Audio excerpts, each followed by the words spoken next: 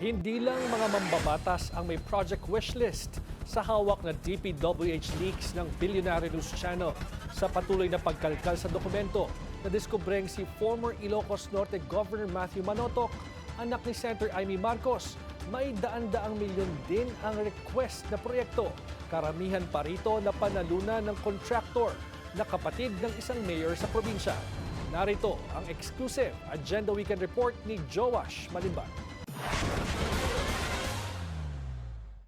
Bukod kay Senator Amy Marcos, tila kasama rin ng kanyang anak na si dating Ilocos Norte Governor at ngayon Vice Governor Matthew Manotoc sa tinaguriang DPWH leaks o yung mga dokumentong nagdedetalye ng umano'y project proponents bago pa man ito ipresenta ng ahensya sa Kongreso. Sa pagsusuri ng Billionaire News Channel, aabot sa 15 projects ang umano'y ni-request ng gobernador para sa kanyang nasasakupan noong nakaraang taon na tumagos lahat sa General Appropriations Act o GAA. Ang halaga nito aabot sa halos 550 million pesos. Bilang paglilinaw, hindi BICAM o budget insertions ang laman ng mga dokumentong ito. Ito ang mga line item para sa DPWH budget proposal na ipinipresenta at pinagtatalunan sa Kongreso bago maging General Appropriations Act. Ang katakataka lang, sa buong listahan, hindi aabot sa 10 local government officials ang kasama. Binubuo ito ng at least 4 mayors at 2 governor, kabilang na si Manotoc. Sinuri namin ang mga umano'y requested projects ng gobernador. Out of 15, 10 ang may existing contracts, samantalang hindi pa dumadaan sa procurement ang 5 kahit na nakalista ito sa GAA. 5 sa mga proyekto ang nakuha ng JC08 Builders Corporation. Samantalang tig-iisa naman ang napanalunan ng BJ-MJB Construction and Supply, MG Samidan Construction, Badok Builders and Supply Incorporated, Hecklers Builders Corporation at Martin Development Corporation.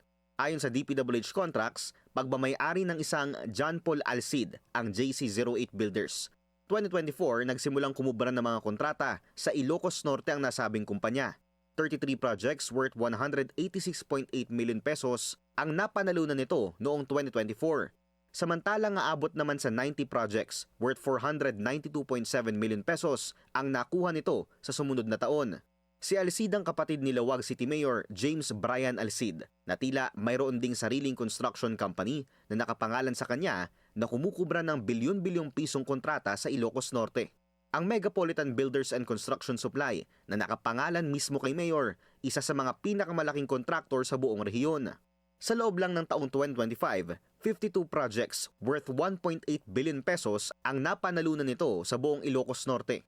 Una nang nagrekomenda ang ICI ng kaso sa ombudsman para sa umano'y contractors dahil umano sa possible violation sa prohibited interest laws.